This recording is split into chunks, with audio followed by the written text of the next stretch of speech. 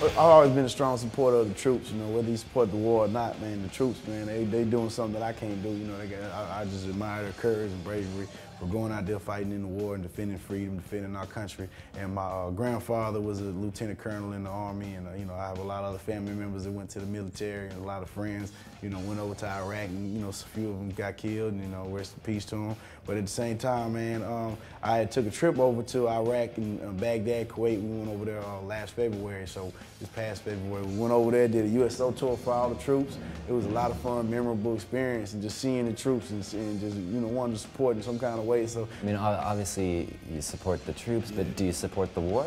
Well, you know, I mean, going over there and seeing it firsthand, it's a strong argument for both pro and con, you know, for the war, against the war. You see that if the military, if the troops pull out of there, you see it's going to be complete chaos, man, because the government over in Iraq and in Baghdad, man, is so corrupt, man, it's so evil. There's a lot of people in power right now that's so evil that if we leave out of there, then something bad going to come. And it was wild going over there and staying in Saddam Hussein's palace.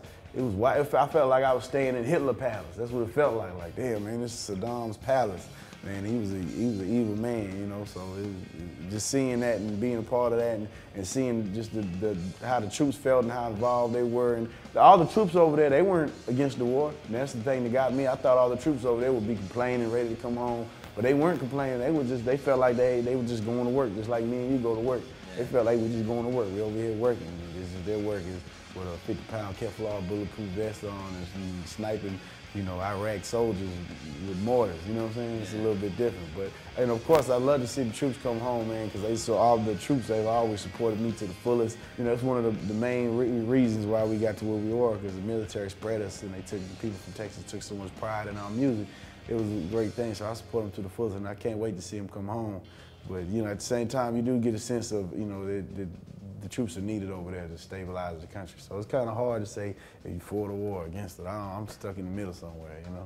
Can you try and describe the difference creatively for you when you're doing something like a chopped and screwed record versus writing a song from scratch on a blank piece of paper? When we do the chopped and screwed, you know, you got to listen to the music first. You know, once you listen to the music, you get a feel for the music. You become familiar with whatever I'm chopping and screwing. You know, then you get the feel for it, and I get to tell a story in my own words or whatever they said, you know what I'm saying? So it's like I got the canvas and I got the paints lined up there, and they giving me the paint, and every song is a different little jug of paint, and I'm just painting my own picture with it, you know what I'm saying? So it's always a lot of fun, but at the same time, when I'm writing my own music, you know, and I'm coming out with my own songs, and, you know, the possibilities are, you know, endless, man. You know, you come up with write whatever, you know. Which is more creatively satisfying for you?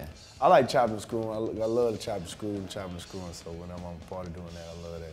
Yeah. Is it harder to look at a blank piece of paper and start a new song from scratch? Not really. I mean, it depends on, you know, usually when you work with a good producer, like anytime I go in there with Travis Barker or anytime my boy T. Ferris is in there, you know, they're so creative off the jump that when I hear the track, it pretty much speaks to you. So, you know, it tells you what direction to go. Should I go this direction or that direction? And from there, I just, you know, sit down and think about something and come up with it.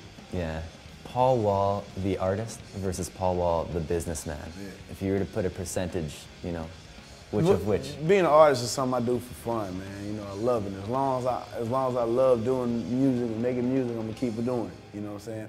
But at the same time, bills gotta be paid. So even if the record stops selling, I still gotta pay my bills some kind of way. So I'm gonna find a way to make sure they get paid. But at the same time, even if the record stops selling, but I'm having fun doing it, I'm gonna keep making music. You know, as long as If the record stops selling, you still got ringtones. Yeah, there you go. There you go. Yeah. Thank you so much for the interview, man. Much appreciated. Pleasure.